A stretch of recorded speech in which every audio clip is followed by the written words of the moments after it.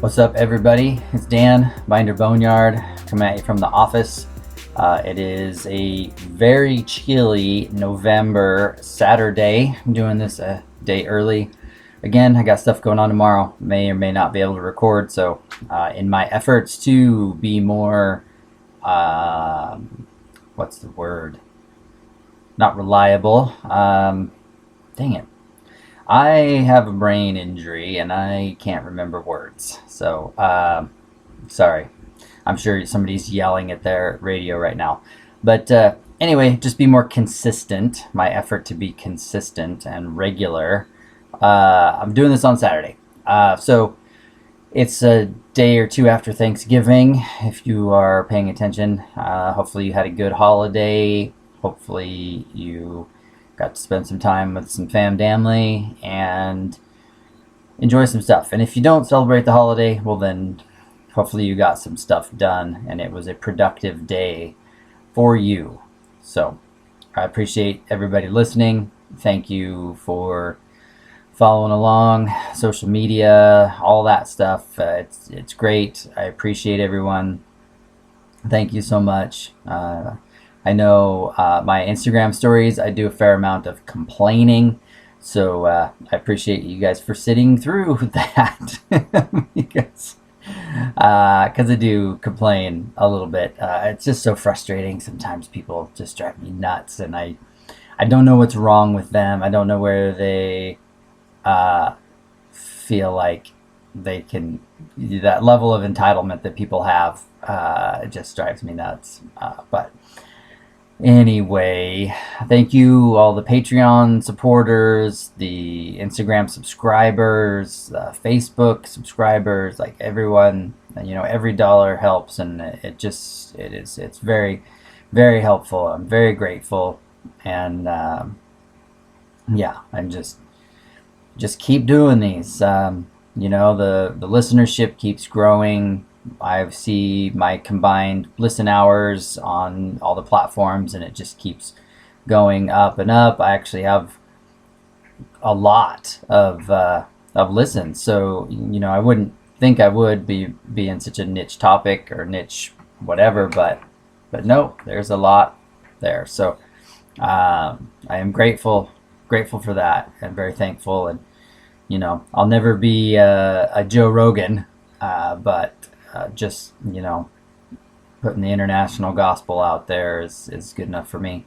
So one thing I wanted to touch on, I picked up a little bit of ire from some people because a few months ago, maybe even a year ago now, time flies, I did a podcast about being realistic with yourself. If you haven't heard it, go back, look for it. About the guys that have 27 scouts in their backyard and they're 77 years old and they're going to get to them someday. Like, this truck I'm going to restore. This one was my brother's. I'm saving it for him when he gets back from Vietnam. Like all the stories that you hear when you run into these old guys with their rigs. And it's not just old guys anymore. I mean, it's guys my age, 40 something, that they've got 4 trucks that are rotting into the ground they've had since they were in high school, and they're, I'm going to get rid of it. So it was just about being realistic and getting through stuff. And then last week or 2 weeks ago, I did a podcast on what to hoard, what to save, what to keep, what to hang on to. And so it was kind of contradictory to my message from the previous one about, like being realistic and hanging on to stuff. So, there's going to be contradictory messages, and some of it you guys have to take with a grain of salt, or you have to apply to your own situation, or be realistic in the aspect like, okay, instead of having 7 trucks that are all super shitty and are rotting into the ground, pick the best one to keep. That's going to be your project. That's going to be the one that you're going to build. Get the parts together for that one. Do what you need to do for that one and get rid of the other ones. Hoard your parts for the one builder. Having, and then that's the other thing, is these guys will have 4, 5, 7, 15 internationals, but not have any of the parts that they actually need to make it better. No new brake shoes, no new wheel cylinders, the steering boxes need to be rebuilt. Like, none of that stuff is happening. They're just hanging on to them and not doing anything. Where I guess my parts hoarding message was more about having the stuff to actually do the work that needs to be done. So yeah, that's the thing. You got to be honest. You have to have a plan and actually move forward with it. So you know what? If you've got 7 trucks and you've got 7 trucks worth of new parts that are going to go into them, and you just need to make room in the garage or, whatever, then that's different. We have cleaned out a couple of places now where the guy did have a pile of parts for several vehicles that he was going to do, but just whatever reason, lack of ambition or whatnot, just didn't. Or like a lot of us with the ADD, work on one truck for a week and then work on another truck and get another project and another thing. And then, now you've got 7 rigs that are all torn apart or half put back together and whatever. So again, you have to apply it to your life and your situation. And, you can still hang on to parts and you can still gather up what you need for your future build, and also not have 15 trucks in your side yard. So that's all. I mean, that's what I was getting at. And people, there's a certain amount of people that like to pick apart my message, just because everyone thinks, not everyone, but there are people out there that don't like that I have a platform to give advice or do whatever. And so they go out of their way to, try to let me know that they're intellectually superior to me in every way. And so, I hear a lot of that. And most of the time I don't give it a lot of second thought, or don't really consider it too much, because a lot of these blowhards I've seen on Facebook. I see them around. I see how they talk to other people and interact with other people. And so it's not just me that they like to try to talk down to. It's the whole community. It's their personalities to be combative and a one-upper and all that kind of stuff. And those are also my favorite guys, because they have 7 trucks in their yard. They're all broken. They don't do jack squat with them.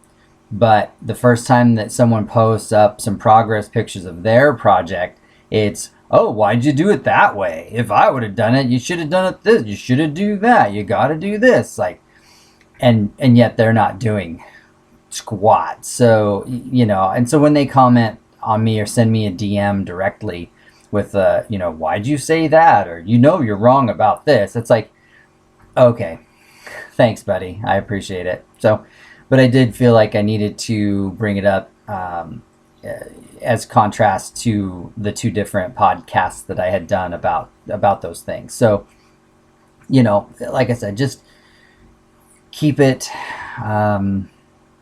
take it with a grain of salt, be smart, apply it to your whatever. So all that being said, I'm going to tell you which trucks to hoard. Oh man, I love this. I enjoy just stirring people up. So now, that being said, anything with 4 doors, uh, pickups, travelettes always bring money. You know, you're not going to get rich on them, but if you stumble into a travelette in almost any condition, they will bring money. Now, if you paid $2,500 for a really rusty travelette that's missing a bunch of stuff, you're probably not going to get your $2,500 back. But if you stumble into an okay one that you can consider building, then, and it's, you know, reasonably priced, get it if you can. If you have the room, if you have the means, get it. They are always worth something. For whatever, you know, just the way the market has changed, the crew cab 4-door pickups bring decent money. If anything, you make your money back. You know, travel-alls are not quite the same. You know, there's people don't get as excited about station wagons. You know, it just varies across the models. The C series and A and B travel-alls actually seem to do better in the resale world than the D series do for the most part. If you've got a 3/4 ton 4-wheel drive, well optioned D series, you're gonna do okay in the resale, or, you know, whatever.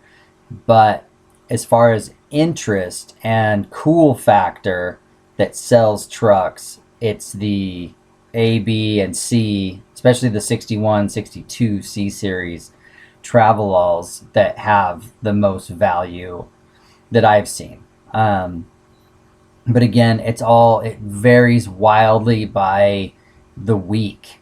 You know, I've seen some of this stuff sell for cheap because for whatever reason nobody was into it, and then 2 weeks later they're $3,000 more. I mean, it's all over the place is what the value is. But for the most part, it's not going backwards. You get a C series travel-all for $1,500 and you sit on it for 2 years, you can sell it for $2,000. Like, it just, whatever. It's just how it goes.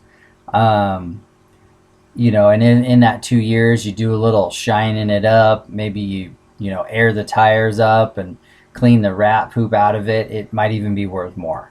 So, you know, those two, like, that's the thing for that. And then, you know, of course, Scouts. Scouts are always going to be worth something.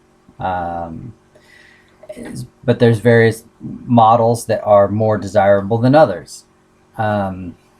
You know, and some of it's dependent on where you live. You know, the 1980 Scout 2 is probably one of the most desirable Scout 2s across the country, just because it's the last one. It's got the square headlights. It has the Dana 300. It's got the updated Dana 44 front end. It has just stuff that's more just kind of the latest and greatest. But if you're in California and it's gas powered, good luck with emissions. You know, that's why the diesel Scout 2 is so much more valuable in California, because of the exemption from emissions. So secondary to that would be the 1975 Scout, because that excludes pretty much everybody from emissions testing. But you get the disc brakes, you have the updates, you know, that they kind of the bugs they worked out from 72, 3, and 4. And 75, you still have the steel grill and that kind of thing. So, you know, that's a desirable Scout 2 model. That's one that's worth something. The ones that I generally avoid and don't see sell as well are the 76s. The 76 Scouts that were diesel were non-turbo, naturally aspirated, so they don't have as much power. They're problematic. Again, other issues, you know, teething problems they had that they had to work out. So a lot of 76s, there's a bunch of them out there, but They don't bring the same kind of money that the 75s do, and later. You want to be wary of the 71 and 2 and early 73 Scout 2s because many of them were manual steering, manual brakes, Dana 30 front end with drum brakes. A lot of them had AMC 6 cylinders. A lot of 3 speeds were still out there. Just undesirable options that you want to beware of. So, if you find a 73 that's V8 power steering, power brakes, but it still has a drum brake 30, it might be worth picking up, swapping a disc brake 44 in, and now you've got a pretty valuable truck across all the markets, depending on the rust condition and whatnot. Again, they're not devaluing. The market is kind of leveled out on them, but I have a feeling that just inflation and whatnot, it's still going to continue picking up some value. Just that's the nature of old cars. So, if you're going to go on the hunt for a Scout 2 to hang on to build for your kid or whatever, like that's where I would go. It would be like the 73 4, 5, or the 1980 if it was a diesel and you could get that exemption. And then, we look at the 80s and 800s. They're harder to move. They need so much more work to be fun and usable on a daily basis. Scout 2s are nice because they have power steering and power brakes and the doors shut good and they don't pop open when you go around corners and all the stuff that scares the crap out of you when you drive an 800. They took care of in the Scout 2. So if you're going to try and build an 800 for daily use, you really need to consider that like you're going to have to put power steering. You're going to have to do better brakes. You're going to have to do body work, floor work to keep the chassis from flexing or the body from flexing and the doors from popping open. And, you're going to want a V8 one or bare minimum 6-cylinder one. One of my favorite 800s is the AMC powered 800s. I've had a couple of SR2s in here that were 232 powered with a 4-speed. Great drivers. Absolute love them. One of my favorites. And so, when you're looking for a truck to hoard to build later or to make money on in the long run or something, you really want to look for that V8 4-speed 800. So then all you have to do is brake work and updates like that. Or you go hard the other way.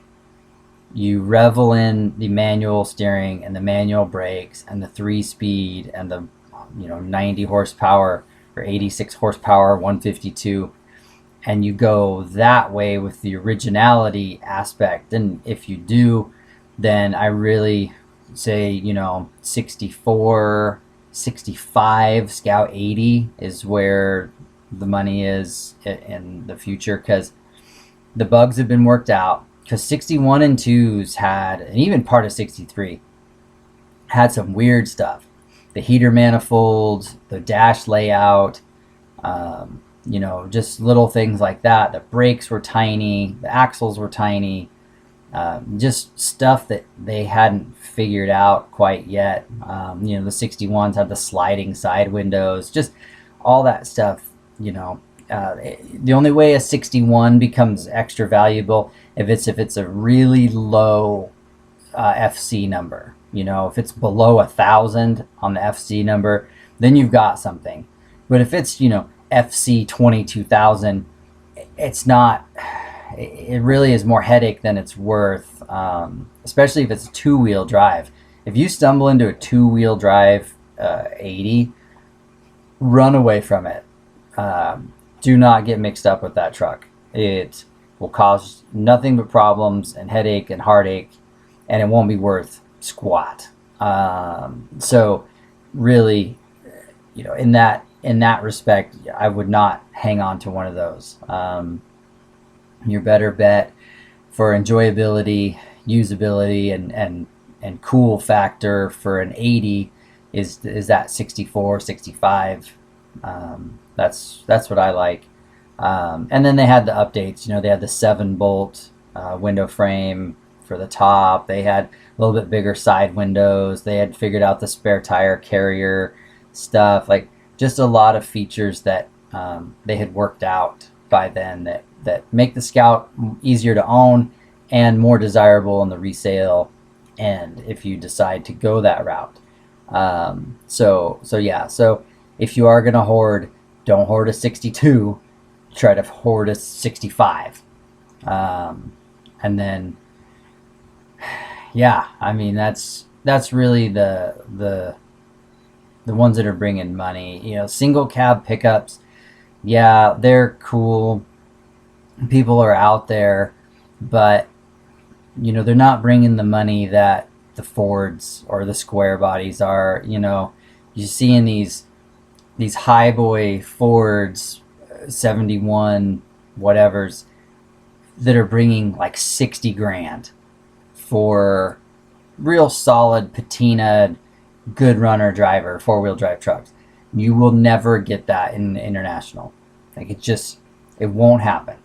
I've seen some exquisite D-Series internationals pop up for sale, and they sell for 15 grand, maybe. And so, like, don't get sucked into that single cab Ford or Chevy hype. It's just not worth it. If you have a plan for a single cab, then by all means go for it. But if you are just looking to, if you've got 4 parking spaces to fill in your side yard, do not fill them with single cab 2-wheel drive pickups. They are worth nothing, and they will bring you nothing on the resale end of it.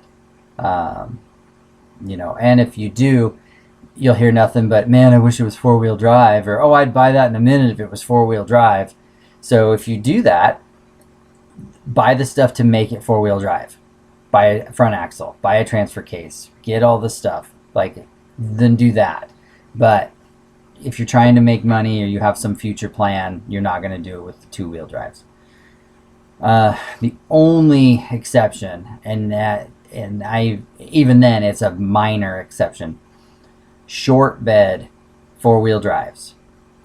If you come across a short bed 4-wheel drive in the C or D series range, 61 to 70 something, it's gonna be that.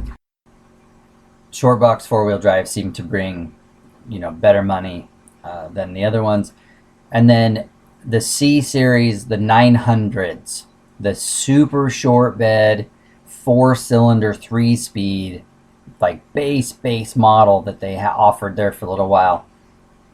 That one is semi-desirable, but again, it's really niche, hit or miss. If you're going to try and resell it, someone has to be looking for that truck. They won't appreciate what it is for what it is, because it won't. So, be careful when you're getting into the single cab pickup market. That's really about it. If you're going to try and go out and hunt down some of these rigs to hang on to, and don't get caught up in the internet, the hype. I mean, there's some flippers out there that make it look like they're selling stuff every day, making a ton of money at it, and they're not. They're just obnoxious and trying to make it look like the international is the next big C10 boom or the highboy Ford boom, and they're not. I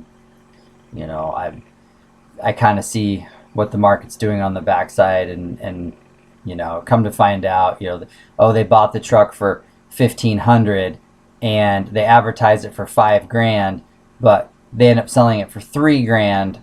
But no one knows that. They don't ever say that. You hear it later that they took a $2,000 shave off their profit or off of their asking price just to get it out of their driveway. And they might have doubled their money from 15 to 3 grand. But you factor in hauling and storing it and the time to make the post, and you deal with all the tire kickers and all that stuff. And and $1,500 doesn't go very far these days anymore. So you try not to get caught up in the hype of that as well, thinking you stumble into a truck, you find a 900 in a barnyard, and the guy wants 500 for it, and you think you're going to put it on Facebook and sell it for 5 grand.